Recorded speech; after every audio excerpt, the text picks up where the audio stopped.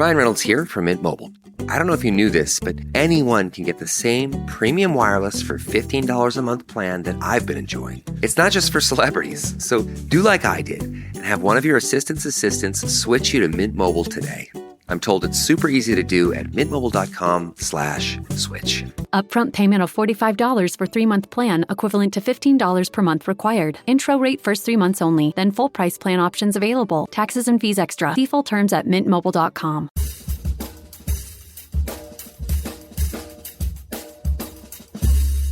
I mean, no one plans to get sick, and yet, here we are.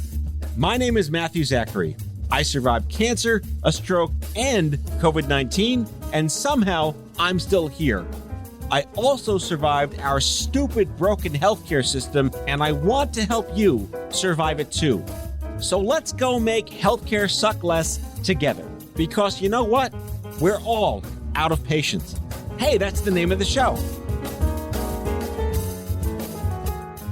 What up, people? Welcome back to the show. As usual, a quick reminder before we get started, if you like the show, I hope you do, please leave me a rating on Apple Podcasts. It helps other people find the show, or don't. Either way, I still like you.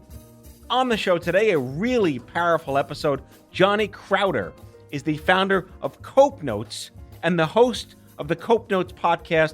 He's a rising star in the mental health and mental illness advocate space. This guy is a highly vocal suicide abuse survivor with a riveting TED Talk that you absolutely must watch. A link is in the episode description. Johnny's paying it forward with Cope Notes, a groundbreaking new text-based mental health platform that provides peer-to-peer support with daily notes to users in nearly 100 countries worldwide. This platform is a consummate example of advocacy, building the community that you only wished you had when shit went down. We talk a lot about System of a Down, which he takes a lot of inspiration for as a working musician and founder of the band Prison. Enjoy the show. Johnny Crowder on the show today. My God, Cope Notes. This is crazy shit. I want to bond with you on so many levels, but I also want to play the dumb guy because I was raised at a time where just get the fuck over it was therapy.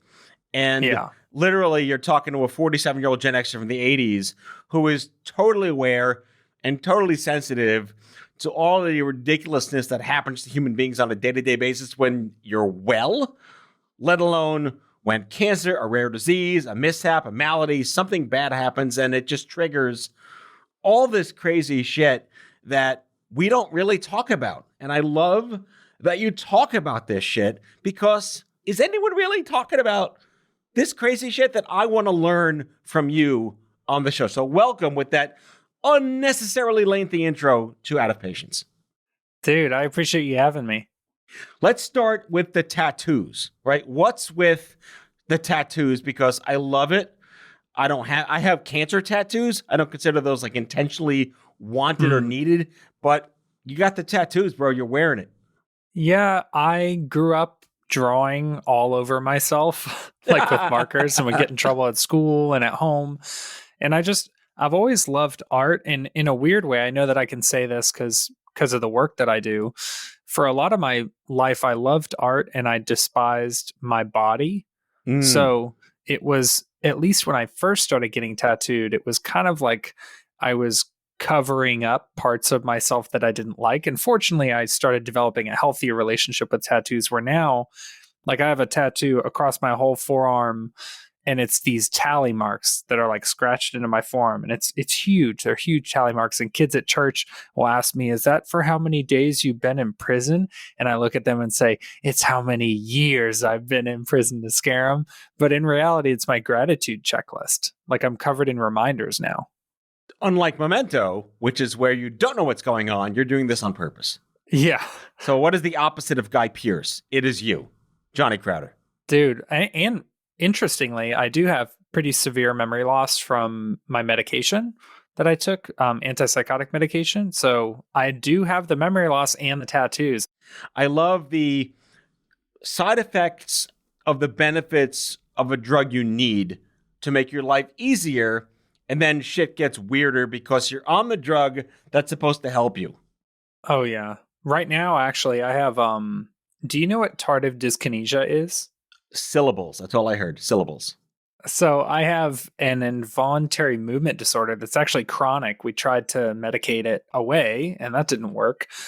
Just from taking medication for a long time, and my doctor was like, "Well, for the rest of your life, you know, your hands might shake, and you might rock back and forth in your seat, and your tongue and mouth might twitch, and you know, you're just going to be moving." And I just thought to myself, at least I'm not trying to kill myself anymore. Like, I'd rather be alive and rock back and forth in my seat than not be alive, you know? Well, we're going to talk about all the good problems to have when you're not dead. Whether it's from anything, for any reason, there's plenty of good problems to have when you're not dead.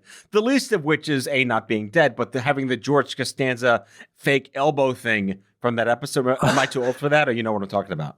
I haven't seen that episode. That sounds fascinating. Yeah, he fakes an elbow injury just to get out of something, but it's like his elbow has like this spontaneous Tourette's to it, and it's just a hysterical episode. It's worth digging up on the internet. So yeah, picture Tourette's, but for my whole body and no curse words. You'd fit right in on the subway here in New York, by the way. No one would know a damn thing was wrong with you. I can't do New York, man. I get so overwhelmed. Like, I still live now with anxiety, and New York is like the most anxiety inducing place I've ever been. Wait, where are you now? Right now? I live in Tampa. So Florida is less stress-inducing. Maybe the West Coast is a lot less stress-inducing than, say, like Miami or Dade County or whatever. Yeah, I'm very much like I want to make eye contact with people. I want to smile and ask them how their day is. And in New York, I'm not even joking. When I go on tour with my band, and we play New York pretty much every full US tour that we do. And when we're driving into New York, I'm not exaggerating. I close my eyes, I put a sleep mask on, and I lay down in the back of the van because I can't even look outside, because that's how stressed and anxious I get. There's something about like how densely populated it is that just freaks me out. I was, as of this taping, my family had just got back from Turks and Caicos. We took our first vacation in 3 years. It was wonderful. And met a lot of people from the Midwest. I mean, technically, Florida for me is anything south of like Jersey is the Midwest. Anything like left of Jersey is the Midwest. Anything south of Jersey is the Midwest. Yeah. I'm just trying to wrap my head around what your mental map of the country looks like. Look, I'm going to own my Brooklynness. That's all I have. I love it. That's all I have left in this world, my Brooklynness. But met a lot of people from like Florida, Texas, Oklahoma, Nebraska, Kansas, like really wonderful families, and they're all like, "So what's it like in New York?" I'm not going to make fun of their accent because it's their way. I have the accent to them. So, but I'm like, it's a lot nicer than people think. But yes, there's no eye contact. However, if you do fall in the street, if there is a taxi barreling toward you, someone will gain humanity for a brief moment in time and save you. Yeah, you're like, well, no one's going to show any humanity unless you're about to die. And then it's a dice roll. If you get snake eyes, then someone might save you. No, literally, if someone falls, there's always someone to help you out, but then we just kind of walk away and don't want to know who you are. Yeah, I guess that's the benefit of population density, is like the odds are in your favor. Someone near you will save you. It's a urban bell curve. Let's say it that way. I want to talk about the music because I listened to some of your tracks on YouTube. Oh, boy. And it harkened me back. I hope this is a compliment to you. It's a compliment from me. It harkened me back to Pantera and listening to Headbangers Ball with Adam Curry in the 80s on MTV. Is that something you take as a compliment? Yeah, dude, Headbangers Ball, like, I mean, no shade to my parents, but Headbangers Ball raised me. There you go. There you go. Adam Curry for the win. Man, that guy had the first podcast too, by the way. Props to Adam Curry. I didn't know that. He did. Before that was a word. Like the iPod came out. He's like, here's a podcast. Like, who are you? I'm Adam Curry. I'm listening. That's awesome. So yeah. Yeah, man. All that heavy music. I mean, for me growing up, it was lots of like Slipknot and Korn, Linkin Park, System of a Down, that era of bands, like that new metal wave. What got you into that genre? I think it was two things. It was being angry. I was extremely angry at this time in my life, but also there was like a general disregard for the way that something was perceived, which I found kind of endearing and interesting. Like, if you look at Korn and Slipknot, they might tell the truth in a song, even if it's an ugly truth, right? They might show their cards. And it's not always about like being tough and putting your best foot forward and making sure that your outward impression makes other people like you. Sometimes it was just like ugly and raw and honest. And there was something about that I think really resonated with me, because at this point in my life, I was trying to appear normal to other people so that people would leave me alone. And I looked at these bands and I was like, wow, they're not trying to appear normal to anyone. They're being 100% themselves. So back in those days, if you could have toured with any band, who would it have been? Probably, wow, that's real tough, because I just named like my big four. Yeah. I'm making you pick your favorite kid. I think at the time, the band, and we're talking like 6th grade, okay?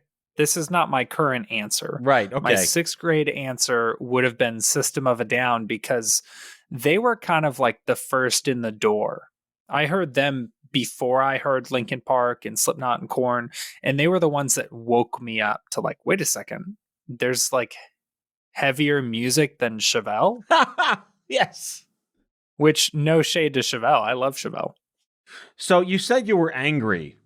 Were you always in this space of uncertainty and self-doubt and questioning and just predisposed to being of that mindset as a kid?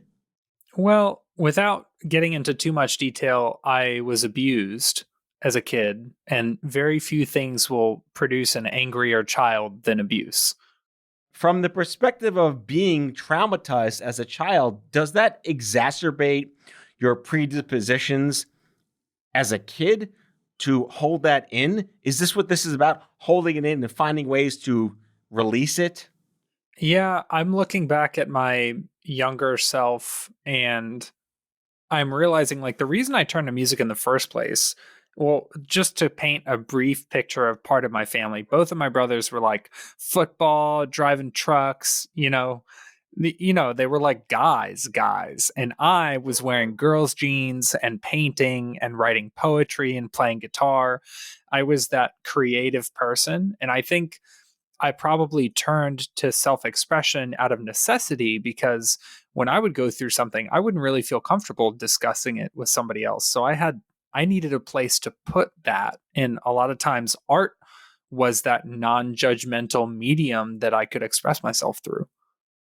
So I was in grade school in the early 80s, middle school in the 80s. And back then, bullying was just as horrible as it was in the 50s, 60s, 70s. Were you bullied? Oh, didn't you hear me? I wrote poetry and wore girls' jeans.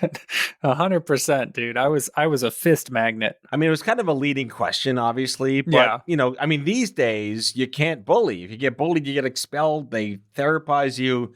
And, where do you want to balance hard knocks with, like, I can't therapize this kid to not want to bully you, but he's bullying you because there's probably some underlying reason he needs to feel that this has to be done, or she needs to feel that that has to be done. The mean girl syndrome. Dude, honestly, growing up, I that's your whole life. If you're 10 years old and some kid, like I was bullied, especially by this one kid I remember named Axel, and he had the coolest name and he was the meanest kid. He like literally would physically hit me. And I'm looking back and I thought, like, when you're 10, you're like, wow, oh no, if I go to school and Axel's going to be there, like I might as well just not even go to school. And in your head, that's like your little microcosm of the universe is all that exists, right? Like, I don't know that there are other countries. I don't know that there are planets. I don't know that there are subcultures or TV shows or anything. All I know is I'm scared to go to school. And as you get older, fortunately, your horizons broaden a little bit and you realize that if Axel doesn't like you, that's okay. But there's a fine line, because even if someone doesn't like you, that doesn't mean they should get to beat up on you. You think Axel's in jail now? Dude, almost all the kids who bullied me growing up are living like very average lives right now.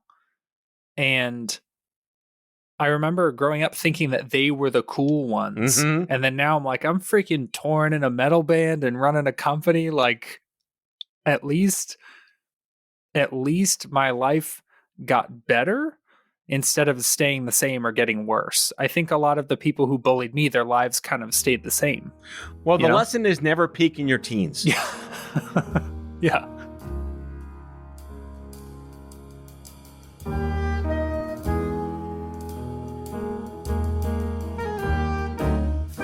Back with our guest after the break.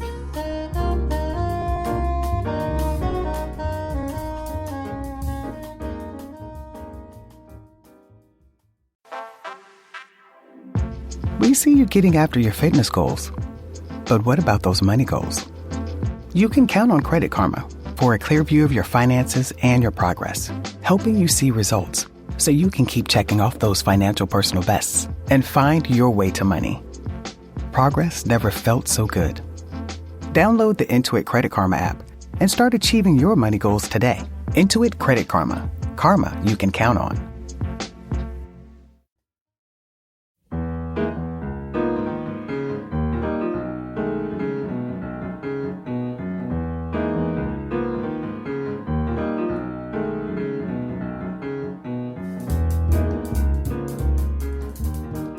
All right, Johnny, picking up, you've been very public about your biography, your history, and even on LinkedIn, 28-year-old suicide abuse survivor.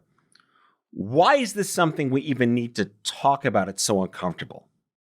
Well, you answered the question basically with the second half of what you said. I did that on because purpose. You know I did it on purpose. No, it's I remember when I first started doing advocacy, I was so freaked out. And I couldn't really tell my friends and family, right? But I felt like I could tell a stranger or two, like doing public advocacy. And I remember early on thinking, oh no, this is going to affect my career. It's going to affect my relationships and stuff. But then I realized that if someone had shown me what it looks like to live with a mental illness, to live with a traumatic past, and like just be a generally functional adult, like they brush their teeth and they can drive a vehicle and go to work. If I would have seen that example and been able to like forecast a different version of my future that maybe wasn't as dark or wasn't as bleak as I was imagining in my teenage years, it would have meant the world to me. So the reason I speak so much about it is because when I tell somebody I live with schizophrenia, they go, well, not you, or you used to have schizophrenia, but like, look at you now. You're like forming sentences. I'm like, well, yeah, but that's why I have to speak about this, because you think that people who have schizophrenia can't talk or that we're criminals or something, you know? You got to bust that stigma or else no one's going to talk about it. I feel like the creating something that you wished you had is the best way to pay it forward when you've gone through all sorts of shit that you didn't ask for. 100%. So I want to ask an ignorant question, and this is I genuinely mean this. In cancer, the word survivor was invented in 1986 by a group called the National Coalition for Cancer Survivorship. Prior to 1986, the vernacular was you were a cancer victim. Whether you lived or whether you died, you were a victim. That's how we refer to you. If you attempt suicide and hopefully fail, if I said the right way, and you're still here, you're not a victim of suicide, you're a survivor of suicide? Or do you ever even use the word victim because that's a terrible word? Well, I think there's validity to, I try not to like wag my finger at people who feel victimized by mental illness because there's a lot of validity to that. But I do think that there's incredible power in the words that we use and especially how we refer to ourselves. It's a difference between me saying I live with schizophrenia versus I am a schizophrenic. There's a pretty distinct difference between those two things. So I'm a champion of the word survivor, but I also know people who don't like that word and will correct me. They're like, well, don't call me a survivor. I don't like that word. And I'm like, okay, let me know which word makes you feel more empowered, because that's at the end of the day, the word that you should be using. Right. There's like cancer warrior, cancer thriver, like metaphor choice Just don't be a dick. Yeah. Don't throw in my face that I said a word that makes you uncomfortable because you're using the word this way. That's fine with me. But you have spent over a decade achieving, accomplishing, overcoming, and decided, rightfully so, to become a highly visible activist and advocate using your platform. It's an extraordinary story, but I do want to go to one particular point I read about you. You studied psychology. Yeah. It's like when the cancer doctor gets cancer, right? What was it like for you to understand psychology and then need to be a client of it? Bro, so actually, this is a really important part of my story. I didn't get diagnosed with all of these different mental illnesses and then just magically become more mature with time. I actually pursued psychology after being diagnosed out of sheer disbelief of the diagnoses that I received. So part of me said, well, if I'm living with mental illness, I want to learn about psychology and maybe become a clinician or something so I can help other people because my clinicians at the time totally sucked. But then I thought there was this part of me that I want to say was a small part of me, but looking back, it was probably bigger than I'd like to admit. There was part of me that said, well, yeah, if I have mental illness, I'll help people. But really, I know that my doctors are wrong, and I'm going to learn about just how wrong they are by going to school for psychology. So I went to kind of disprove my diagnoses, and I wound up actually confirming them through an objective course study. So that kind of backfired. You became your own self-evidence-based human experience. Yeah, it was very humbling for sure. When a doctor says, you live with bipolar 1, and I say, F you. You don't know what you're talking about, because I feel like I'm being insulted. But then a couple of years later, you sit down in an abnormal psych class with a textbook in front of you, and the textbook is describing symptoms, and you go, oh, shoot, this textbook isn't insulting me. This is an objective piece of learning material. This book is and your I'm wiki. Self-identifying. Yeah. I love that you work with NAMI. Freddie Miggins and I are good colleagues, and we might be doing some strong partnership stuff with them in the area of podcasting. What was it like for you to get involved with a mental health organization? So I told you that I used to teach comedy and perform comedy in Orlando, and a local comedian had died by suicide. So the Orlando comedy community threw this big festival in his honor, and it was a fundraiser for NAMI, the local NAMI. I hadn't heard about NAMI before then. And so it took, you don't know how hard it is to get college age kids to coordinate something.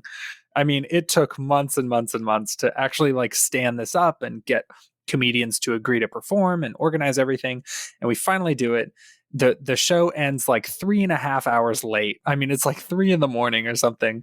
And they invite the president of the local NAMI affiliate to come on stage.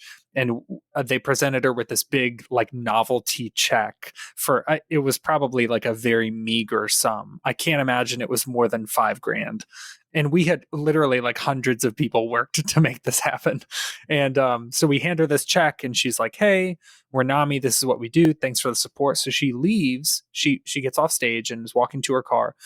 And you got to picture this. I am 50 pounds heavier than I am now, covered in tattoos, wearing a death metal t-shirt, chasing her down the street in downtown Orlando while she's carrying a giant novelty check at 3 a.m. And I just said, hey, I want to help. I don't know how. I'm not even healthy right now. I'm actually really, really mentally unhealthy, but I want to do something. I want to volunteer or speak or help you file papers or whatever. Just let me come help you. And she did. And that changed the course of my life. So we have to get into the big part of your story, which is you and I share another bond. We're both app developers. And someone once told me an app is like owning a yacht. It's a hole in the ocean that you keep throwing money into, and that you just hope it just stays afloat. I'll end my part of the app development story now, but what made you decide, I think this is another obviously leading question, to get into the digital health peer-to-peer app universe for this space? Well, I was doing individual peer-to-peer support, I mean, all throughout basically from 2011 until now. And I was doing a lot of in-person peer stuff and then some group stuff. And then I was touring with my band and I would do like some peer support conversations in a different city every day while I was touring. And I just ran into this like scaling issue where I even started something called Not a Therapist. And it was like my first digital peer support resource, but it couldn't really scale. And the whole reason I made this is so funny. You're going to appreciate this because you've worked in tech. So the whole reason I started doing peer support groups was because one-on-one peer support wasn't really as efficient. It couldn't really scale well. And then the whole reason I did digital peer support, like on video and texting and stuff, was because I couldn't really scale the groups. And then I created Cope Notes because I couldn't scale Not a Therapist. And I kept trying to make everything more efficient and automated. But then let me tell you, brother, there is nothing less automated than running a company. Like the service itself is automated, thank the Lord. But it's like I kept making a more scalable version to save myself time. And I wound up doing the most time-intensive thing you could ever do, which is founding a startup. It's like chasing a toddler, but keep giving the toddler things to drop to chase them with. Yeah, I've looking back, I was just like, well, why can't I support tens of thousands of people with some kind of automated system to where it's not directly dependent on my time? Because I'm a human. Like when I was doing peer support, dude, and booking appointments, these are free appointments. And I was doing 40, 60, 80 calls a week while working a full-time job. And I was like, I just have to make a version that doesn't require all of my time. And then I launch a startup and I'm like, oh shoot, this requires even more time. Startup, you But say? we're helping What's a more people. startup? Those are easy, aren't they? Famous last words. Dude, I saw this this meme today that my guitarist sent me because he's a producer. So he runs his own business as well. He runs a studio. And it was a picture of a guy at a computer and it says, I didn't want to work 9 to 5, so now I work 24/7. Oh my anyone God. who works for themselves will be able to relate to that. I feel that. All right, which takes us to Cope Notes, copenotes.com, which is an exciting platform, peer-to-peer in mental health. It is an app. It's not an app. It's app-ish. Tell me about it.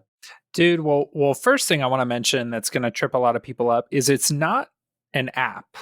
We actually put a line of copy on our website that says this is not a mental health app. And it's funny because I initially set out to create an app. And then the first few folks that I met with in the mental health field that I was telling about my idea, they brought up some really good points about app engagement is like, an app notification, I think on iOS has like 1.7% read rate for a push notification from an app, but an SMS, like a text message, has a 99% open rate. So there was the engagement piece, but also the health equity piece. There are tens of millions of Americans that don't have smartphones, so they can't download an app.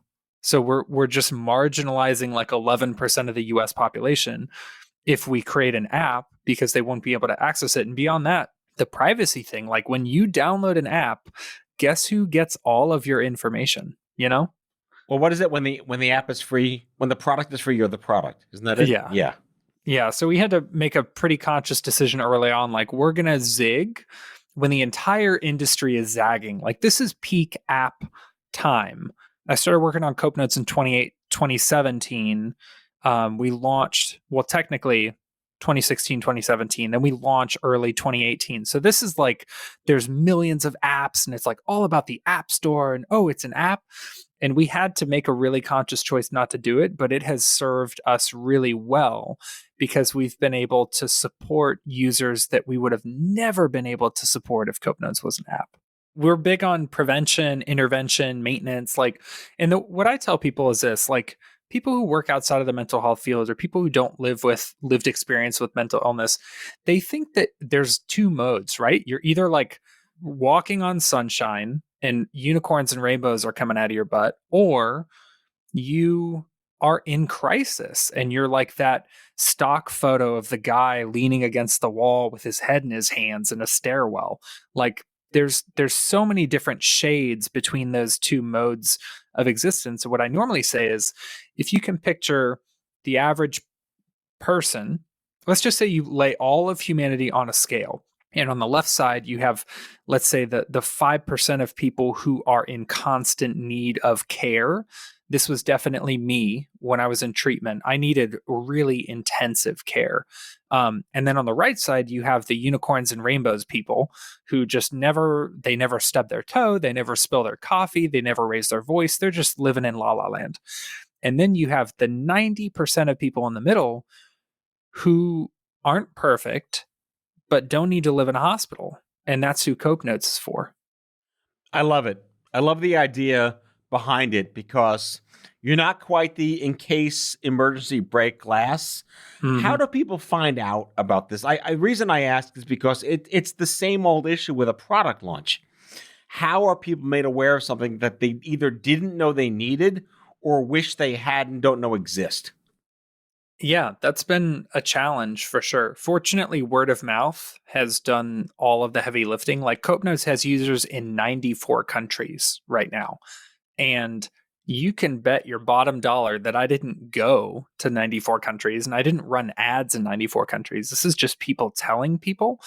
But I will say that one thing that's helped us quite a bit, that's helped us actually support more people than we would have been able to on our own, is these group subscriptions and partnerships that we have with even county governments or businesses or healthcare systems, schools. And we partner with these organizations, like let's say a YMCA wants to sign up or something. They'll purchase Cope Notes subscriptions and then distribute them to their people for free, so that all of these people, whether it's their staff or volunteers or the families they serve, can benefit from the services, and they hear about it from a trusted source like their YMCA. So this thing is real, it's live, it's in the universe. Is it exactly what you wished you had? Although this was many, many years ago for you, 6th grade, 7th grade, 8th grade, and it's kind of a thing that maybe never ends. I want to point out, they say cancer may leave your body, but it never leaves your life. But here's something that potentially can't leave your body. Where does that leave people that get the support? At least from my perspective, I don't see it as necessarily binary, but I would say that I don't view myself as like completely fully recovered from everything. Like the way I try to describe it to people is, if you broke your ankle 10 years ago, like, no, I'll use a real example. So I broke my left elbow when I was in high school, and that's a rare break. There's not a lot of people who have actually broken their elbow. And I still, to this day, have a different level of strength on the left side of my body. And you, obviously, listeners can't see me, but my left pec, my chest muscle is shaped differently. All of my left abs, like the left side of my torso, is shaped differently. My bicep and tricep and forearm muscles on my left side are shaped differently. And I don't have the same level of mobility on the left side of my body that my right side of my body has. So you could argue that I'm fully recovered because my elbow doesn't hurt right now, but there are lasting impacts that will walk with me throughout the rest of my life, So I don't know that it's like either you're always at risk or you're perfect forever. I think there's, like we mentioned before, there's lots of shades in between. Right. And just to go back to where we started from, a good problem to have is that you're alive today with weird abs. Mm-hmm. Yeah. I have no abs, so at least you're ahead of me. I was just about to say, me saying that makes it sound like I'm ripped.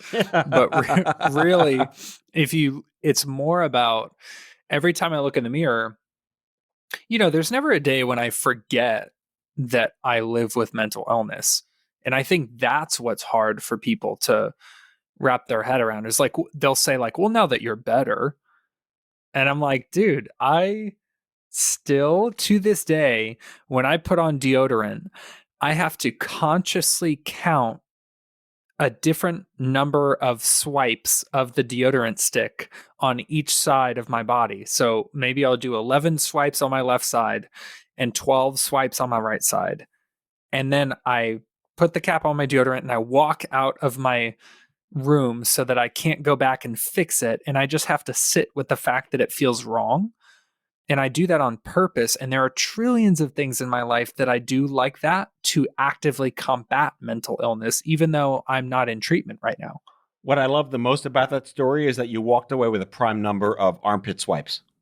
Dude, it's a nightmare. I don't like either of those numbers. 11 and 12, in terms of my OCD, are bottom of the barrel. I was an 8 guy. I was a 4 guy. I was a 16 guy. All right. So final question, is the term mental illness too broad? How do you mean? It covers so many different things. You can't just say, oh, it's cancer. No, it's esophageal, it's lung, it's breast, it's colon. You can kind of sub-segment them. Mental illness, mental health is a huge spectrum that is so multifaceted and so individualized.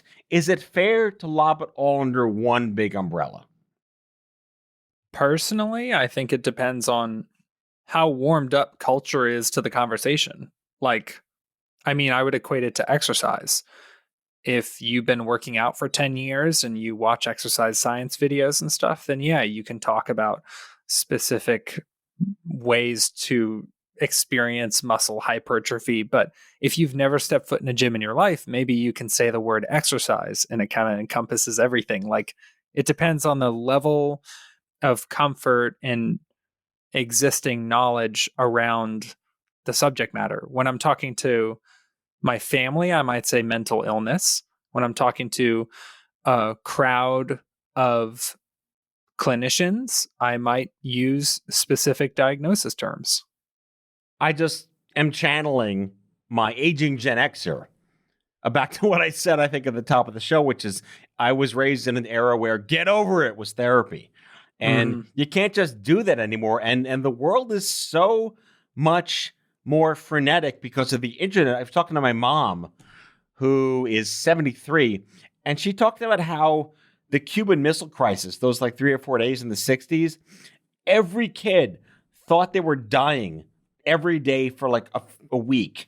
And they've never gotten over that. Because can you really get over that kind of trauma as a single-digit child, knowing the world is going to end and your entire planet is gone at a moment's notice? And then in the 80s, it was like nuclear holocaust, red button, President Gorbachev, crazy shit. We were taking shelter drills under wooden desks for a nuclear fire. Right? Yeah. Is the world ever going to be in a space where it's worse or better? Or is it just, this is such an existential question, is it just different? Or honestly, I think the internet really fucked everything up. I think that the world is getting better and worse every day in different categories. So some things are getting wonderful, some things are getting concerning, to say the least. And it can be tough to remember to zoom out. Every brain has a negativity bias, and you have to resist the urge to cherry pick bad pieces of news and bad omens. You have to zoom out and be like, oh shoot, there are things that are getting better. Even if the thing that's getting better is, your garden or your dog's health, You are a very functional optimist, and I have to give you tons of credit for that. Dude, I used to wear a shirt that said negative mental attitude, and I felt so cool. And now I have a tattoo across my whole stomach that says PMA for positive mental attitude. So it is not something that has come naturally. I consciously work on it every day. Johnny Crowder, the founder and CEO of Cope Notes, host of the Cope Notes podcast on Apple Podcasts or wherever you get your podcasts, a mental health advocate of mental health advocates. Thank you so much for coming on Out of Patience. Thank you, brother. That's all for today, folks. If you like today's show, be sure to subscribe, leave a review, follow us on social, and tell all your friends to listen. Out of Patience with Matthew Zachary is a product of Offscript Media. Our executive producer is Matthew Zachary. Our senior producers are Brianna Seeley, Jen Horanger, and Andrew McDowell. It is mixed and edited by Brianna Seeley. Our theme music is by the Mike Van Allen Quintet and by Mara. For advertising and media inquiries, email media@offscript.com. Hit us up at contact@offscript.com to share comments, feedback, and make recommendations. For more information, visit offscript.com.